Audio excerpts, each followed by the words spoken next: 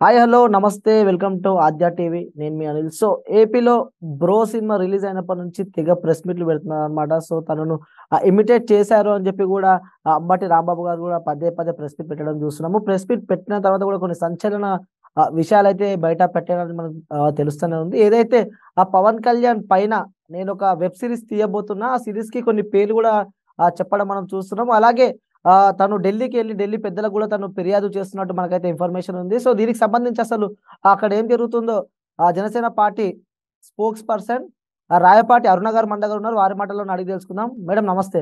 నమస్తే అండి. మేడం చెప్పండి మేడం, అసలు ఏపీలో ఏం జరుగుతుంది? ఒక బ్రో సినిమా ఒక సంచలనం సృష్టిస్తుందనే చెప్పుకోవచ్చు. ఏదైతే ఆ అంబటి రాంబాబు గారిని ఇమిటేట్ చేశారు, శ్యాంబాబు అనే ఒక క్యారెక్టర్ పెట్టి నన్ను ఇమిటేట్ చేశారు అని చెప్పి కూడా 2 రోజుల నుంచి ప్రెస్ మీట్ పెట్టడం మనం చూస్తున్నాం. దీన్ని ఏ విధంగా చూసుకోవచ్చు అంటారు మేడం? ఆడలేక మధ్యలో ఓడని తెలుగులో ఒక సామెత ఉండిద్దండి. పరిపాలన చేతగాక పవన్ కళ్యాణ్ గారి సినిమాల మీద పడి ఆడడం అంటారు దీన్ని క్లియర్ గా. ఆయనకు సంబంధించిన శాఖకు సంబంధించి ఎప్పుడు ప్రెస్ మీట్ పెట్టని అంబటి రాంబాబు ఏదో ఒక నిమిషం కూడా నిడివిలేని ఒక క్యారెక్టర్ గురించి నన్నే అన్నారు అని బట్టలన్నీ చెప్పేసుకుంటాడు వచ్చి మీడియా ముందుకు. మరి ఎందుకు అంతలా చెప్పుకుంటున్నాడు మాకెవరికి అర్థం కావట్లేదు. ఇందులో కూడా వాంటెడ్ గా ఆ ప్రత్యేకించి వాలంటీర్ల విషయాన్ని పక్కదారి పట్టించడానికి ఎవరైతే నిన్న ఒక వాలంటీర్ పెందుర్తిలో ఒక పెద్ద ఆవిడని హత్య చేసి బంగారం తీసుకెళ్లాడో ఆ విషయాన్ని, అలాగే ఇవాళ వైజాగ్ లో ఒక వాలంటీర్ ఒక పోలీస్ ఆఫీసర్ అంటే డిపార్ట్మెంట్ కి సంబంధించిన ఒక వ్యక్తి భార్యను తీసుకెళ్లిపోయాడు. ఇలా రకరకాల న్యూసెస్ మనం చూస్తూ ఉన్నాము. ఈ విషయాలు ఎక్కడ ప్రజల్లోకి వెళ్తే హైలైట్ అవుతుందో హత్య ఉదంతం అనేది పెద్ద విషయం. ఈ విషయాన్ని సైడ్ చేయడానికి మాత్రమే అంబటి రాంబాబు తెర ముందు ఈ డ్రామాలు ఆడుతున్నాడు అంటలో ఎలాంటి సందేహం లేదండి. హ్మ్. అంటే పవన్ కళ్యాణ్ చెప్పిందే నిజమైతుంది అనుకోవచ్చా మేడం? ఏదైతే వాలంటరీ విషయానికి తీసుకొనొస్తే, సో చూసినట్టు మొన్న ఒక ఘటన చూస్తున్నాము. దాని తర్వాత ఏదైతే నిన్న జరిగిన ఘటన చూడొచ్చు. ఏదైతే వాళ్ళ ఆ భార్యని ఒక వాలంటీర్ తీసుకుపోయారని చెప్పి భర్త కూడా పోలీస్ స్టేషన్‌లో ఫిర్యాదు చేయడం మనం చూస్తున్నాం. అంటే దీన్ని ఏ విధంగా చూసుకోవచ్చంటారు మేడం మీరు మొత్తానికి? ఇప్పుడే కాదండి, స్టార్టింగ్ నుంచి వారాహి యాత్ర స్టార్ట్ అయిన దగ్గర నుంచి కూడా పవన్ కళ్యాణ్ గారు చెప్తుంది అదే. వాలంటీర్ వ్యవస్థ పూర్తిగా ఒక అవినీతి వైపు మరలిపోతుంది. కారణం దానికి సంబంధించి ఆ వ్యక్తులు ఎలాంటి వాళ్ళు అనేది కూడా ఎట్లాంటి నిర్ధారణ పరీక్షలు, మానసిక ఇంటర్వ్యూలు అనేవి చేయకుండా ఇష్టారీతిగా వైఎస్ఆర్సీపీ పార్టీకి మద్దతుదారులు అయితే చాలు అన్నట్లుగా తీసుకున్నారు అనేది ఒక విషయము. రెండోది 5,000 జీతం అనేది ఒక వ్యక్తి బతకడానికి, సొంతంగా తనొక్కడు మాత్రమే బ్రతకడానికి కూడా సరిపోని పరిస్థితి. అట్లాంటప్పుడు 5,000 రూపాయలతో ఫ్యామిలీ నడుపుకోవడానికి అనేది చాలా కష్టతరమైన విషయము. దీని మూలంగా మళ్ళీ వాళ్ళు ఇంకో జాబులు అనేవి ప్రాపర్ గా ఎక్కడికి వెళ్లి ఊరొదిలి పెట్టి వెళ్ళి అక్కడ చేసుకోలేరు. కాబట్టి ఆ 5,000 ఉద్యోగం కోసం ఊళ్ళోనే ఉండాలి. ఊళ్ళో దొరికిన పనులే చేసుకుంటూ ఉండాలి అడపాదడప. అట్లాంటి పరిస్థితుల్లో ఆర్థికంగా ఇబ్బందులు అనేవి ఏర్పడుతూ ఉంటాయి. కాబట్టి దొంగదారులు అనేవి వెతుక్కుంటారు, అక్రమ సంపాదన వెతుక్కుంటారని చెప్పేసి ఫస్ట్ నుంచి పవన్ కళ్యాణ్ గారు చెప్తూ ఉన్నారు. యువతను 5,000 కట్టేసి నేరస్తులుగా చేస్తున్నారని చెప్పేసి ఎప్పటి నుంచి చెప్తూ ఉన్నారు. ఇవాళ యాజ్ ఇట్ ఈజ్ అదే జరిగింది. 4 ఏళ్లుగా 5,000 జీతం మీద ఆధారపడ్డ ఒక యువకుడు తన కుటుంబాన్ని, లేదా తన వ్యక్తిగత అవసరాల్లో తనకు ఏర్పడే ఆర్థిక ఇబ్బందుల్లో ఎదుర్కోలేక తప్పనిసరి పరిస్థితుల్లో హత్య చేయడానికి కూడా సిద్ధపడి దొంగతనానికి పాల్పడ్డాడంటే దానికి ప్రధాన ఉద్దేశం వచ్చి జగన్మోహన్ రెడ్డి. దీన్ని ఖచ్చితంగా ఈ నేరం జగన్మోహన్ రెడ్డి చేశాడు, చేయించాడని మనం చెప్పుకోవాలండి. హ్మ్. అంటే ఎలా చూసుకోవచ్చు మేడం దీన్ని? అంటే పవన్ కళ్యాణ్ చెప్పింది నిజమైతుంది. ఇక్కడ చాలా మంది గమనిస్తున్నారు. ఏదైతే వాలంటరీ విషయంలో ముఖ్యంగా చెప్పింది బయటకు తీసింది పవన్ కళ్యాణ్ ఏకైక వ్యక్తి మాత్రమే. సో దాన్ని ఆ ఇప్పటి వైఎస్ వరకు పవన్ కళ్యాణ్ ఆ! వైఎస్ఆర్‌సీపీకి సంబంధించిన ఎమ్మెల్యేలు గూడా కొంతమంది ఆ వాలంటీర్‌ని పవన్ కళ్యాణ్ విమర్శించాడు. ఏదైతే కిడ్నాపర్స్ అని చెప్పి అంటున్నారని గూడా కొన్ని వార్తలు మనం జూస్తున్నాము. కిడ్నాపర్స్ అని చెప్పేసి వాలంటీర్లు అనలేదండి. ఆ కిడ్నాప్స్ జరగటానికి వాలంటీర్ల దగ్గర నుంచి సేకరించిన సమాచారం అనేది ఉపయోగపడుతుందని చెప్పేసి చెప్పారు. దాన్ని వైఎస్ఆర్‌సీపీ పార్టీ వాళ్ళు వాళ్ళకు అనుకూలంగా ప్రజల్లో స్ప్రెడ్ చేయడానికి ఉపయోగించుకున్నారు తప్ప క్లియర్‌గా ఇప్పటి వరకు పవన్ కళ్యాణ్ గారు ఏ విషయం మాట్లాడినా ఆధారాలు లేకుండా, పూర్తిగా ఆయన దగ్గర సమాచారం లేకుండా ఇప్పటి వరకు మాట్లాడిన ప్రసక్తే లేదు. ఈ 4 ఏళ్లలో ఎప్పుడు అట్లాంటి ప్రసంగాలు ఆయన చేయలేదు, మనం వినలేదు.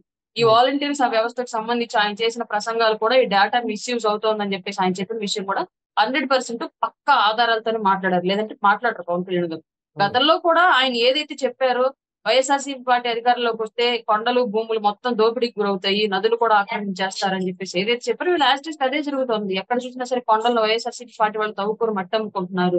నదులను ఆక్రమించి ఇసుక అమ్ముకుంటున్నారు. రకరకాలుగా అక్రమ కార్యక్రమాలన్నిటికి స్టేట్ లో పాల్పడుతున్నారు. గంజాయి, అక్రమ మద్యము, చీప్ లిక్కర్ ఇవన్నీ చేస్తుంది వైఎస్ఆర్‌సీపీ పార్టీలో ఉన్న అధికారంలో ఉన్న నాయకులే చేస్తున్నారు. ఇదే మాట గతంలో పవన్ కళ్యాణ్ గారు చెప్పారు. బట్ వీళ్ళెవరు ఆ రోజు కేర్ చేయలా. ఇవాళ దానికి సంబంధించి ఫలితాన్ని అనుభవిస్తున్నారు ప్రజలు. ఆ దుర్భర జీవితాన్ని ఇప్పుడు అనుభవిస్తున్నారు ఈ స్టేట్ లో గవర్నమెంట్ వాళ్ళు. అంటే పవన్ కళ్యాణ్ పై కొత్త వెబ్ సిరీస్ తీయబోతున్నా అని చెప్పి గూడా అంబటి రాంబాబు గారు కామెంట్ చేయడం మనం చూస్తున్నాము. దానికి కొన్ని నేమ్స్ కూడా చెప్పడం మనం చూస్తున్నాము. అంటే దీన్ని ఏ విధంగా జూసుకోవచ్చు?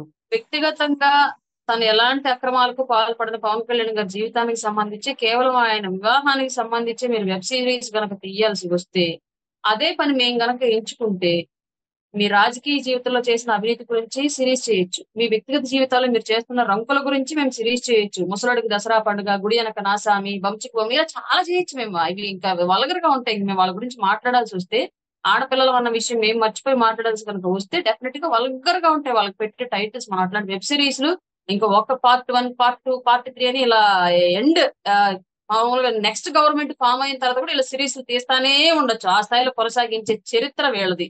అంటే వీళ్ళొచ్చి పవన్ కళ్యాణ్ గారి గురించి వెబ్ సిరీస్ తీస్తారు మాట్లాడడం హాస్యాస్పదం. అంటే ఆల్రెడీ నిర్మాతలు, డైరెక్టర్ కూడా అందరు రెడీగా ఉన్నారు నా దగ్గర. సో స్క్రిప్ట్ కూడా రెడీ ఉందని చెప్పి అంటున్నారు మరి. ఈ ఏడుపు మొహం బిజినెస్ ఎలాగో నెక్స్ట్ టికెట్ ఉండదు కాబట్టి తర్వాత నేను ఈ బిజినెస్ లోకి దిగుతున్నాను, ఆసక్తి ఉన్న వాళ్ళని సంప్రదించండి అని చెప్పేసి ఈ సందర్భంగా ప్రకటిస్తున్నాడు అంతే. ఏదో మనకు తెలియట్లేదు, ఆ విషయం మనకు అర్థం కావట్లేదు. ఇంకెవరైనా సత్తెనపల్లిలో నెక్స్ట్ అంబటి రాంబాబు టికెట్ లేదు. నెక్స్ట్ టికెట్ ఇది అసలు ఆల్రెడీ సామాజిక వర్గంలో కానివ్వండి, ప్రజల్లో కానివ్వండి తీవ్రమైన అసమర్థుడిగా పేరు మూట కట్టుకున్నాడు కాబట్టి ఆల్మోస్ట్ జగన్మోహన్ రెడ్డి ఈసారి అతను టికెట్ ఇవ్వడు. కేవలం జగన్మోహన్ రెడ్డి భజన చేయడానికి, అతను మన్నలు పొందడానికి పవన్ కళ్యాణ్ గారు తిడుతున్నాను అని చెప్పేసి అనుకుంటున్నాడు. కానీ అతను ఈ తిట్ల మూలంగా ప్రజాదరణ కోల్పోతున్నాడు. రేపు పొద్దున ఓట్లు పడవన్న విషయాన్ని గ్రహించుకోలేకపోతున్నాడు అంబటి రాంబాబు. అంటే ఢిల్లీకి కూడా వెళ్ళనున్నారు. ఈ బ్రో సినిమా గురించి కూడా ఢిల్లీలో కూడా ఆ పెద్దలకి కంప్లైంట్ కూడా ఇవ్వబోతున్నాను. ఏదైతే చంద్రబాబు వచ్చే అమెరికా నుంచి వచ్చే నిధులు కూడా ఇక్కడ మార్చి పవన్ కళ్యాణ్ కి తప్పు దోగబడుతున్నాయని చెప్పి కూడా ఆ కామెంట్ చేయడం మనం చూస్తున్నాం. ఢిల్లీ వెళ్తాడు, వాళ్ళు నువ్వు ఎవరు, నీ శాఖ ఏంటి అని అడుగుతాడు. ఏం చెప్తారండి ఇతను శాఖ ఏంటి, ఇతను ఢిల్లీకి ఏ విషయం గురించి వెళ్ళాలి? పోలవరం నిధుల గురించి వెళ్తే పరువు, మర్యాద, గౌరవం దక్కుతాయి కేంద్రం దగ్గర. పవన్ కళ్యాణ్ గారు మూవీ టికెట్ల గురించి, మూవీ రెమ్యునరేషన్ గురించి, మూవీ పెట్టుబడి గురించి వెళ్తే ఏం చూస్తారండి? కింద నుంచి పైకి ఎవరో పూలపాలెం బుల్లోడో తింగరోడు వచ్చాడని చెప్పేసి చూస్తారు తప్ప ఎవడన్నా రెస్పాండ్ అవుతాడా?